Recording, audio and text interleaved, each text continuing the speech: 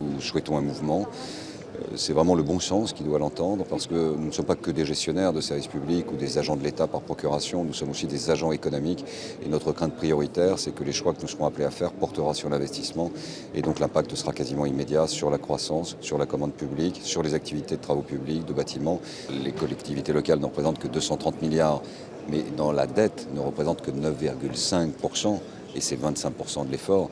C'est une question de bon sens. Il n'y a pas besoin d'être un grand mathématicien avec un logiciel très puissant pour comprendre que cet effort est disproportionné. Il faut changer, il faut faire un mouvement, il faut revoir, il faut redéfinir, il faut discuter. La méthode fait qu'on ne peut pas du jour au lendemain découvrir au moment du mois de septembre et de la présentation de la loi de finances à quelle sauce les élus vont être mangés. C'est pas les élus, c'est les collectivités locales, notre force d'investissement. Quand on additionne toutes les normes qui représentent 1,2 milliard chaque année en plus, quand on sait que plus de la moitié de notre budget ne sont que la gestion de figures imposées que nous n'avons pas décidées. Il n'est pas question une seconde que les maires récupèrent une impopularité sur la base de décisions qu'ils n'ont pas prises.